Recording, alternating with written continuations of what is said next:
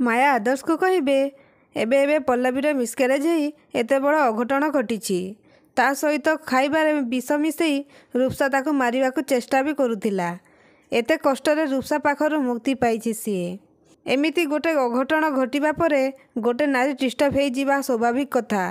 ଯଦି ସିଏ ତୋତେ ଏଟିଟ୍ୟୁଡ୍ ଦେଖେଇଲା ତାହେଲେ ତୁ ସହିଯିବା ଦରକାର ଥିଲା। ପୁଣି କହିବେ, କ'ଣ ହେଲା, ସ୍ତ୍ରୀ ସିଏ ତୋର, ପରଲୋକ ନୁହେଁ।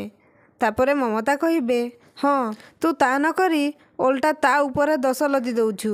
ତମେ ସବୁ ପୁଅମାନେ ଏକାପରି, ବହୁତ ଅହଙ୍କାରୀ। ତାପରେ ଆଦର୍ଶ ରାଗିଯାଇ କହିବେ, ହଁ ସବୁ ପୁଅମାନେ ଅହଙ୍କାରୀ, ଆଉ ନାରୀମାନେ ବହୁତ ଭଲ।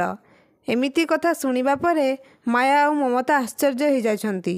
ପୁଣି ଆଦର୍ଶ କହିବେ, କାଲି ପର୍ଯ୍ୟନ୍ତ ତମେ ଦି ଜଣ ଯାକ ବହୁତ ବଡ଼ ଶତ୍ରୁ ଥିଲ। ଦି ଜଣ ଭିତରେ ଲଢ଼େଇ କରୁଥିଲ। ଆଉ ଏବେ ବୋହୂ ଆସିଲା ପରେ ତମେ ଦି ଜଣ ଏକାଠି ହେଇ ବୋହୂକୁ ସପୋର୍ଟ କରୁଛ ଆଉ ମୋ ଉପରେ ଅତ୍ୟାଚାର କରୁଛ। ଆଦର୍ଶଙ୍କ ପାଖରୁ ଏମିତି କଥା ଶୁଣି ମାୟା ଆଉ ମମତା ଆଶ୍ଚର୍ଯ୍ୟ ହେଇଯାଉଛନ୍ତି। ତ ଦର୍ଶକ ବନ୍ଧୁ, ମାୟା ଆଉ ମମତା ନନ୍ଦିନୀ ଆଉ ଆଦର୍ଶଙ୍କର ସବୁ ସତ କଥା ଜାଣିଯିବେ କି? ଆପଣଙ୍କ ମତାମତ ଆମକୁ କମେଣ୍ଟ ମାଧ୍ୟମରେ ଜଣାନ୍ତୁ।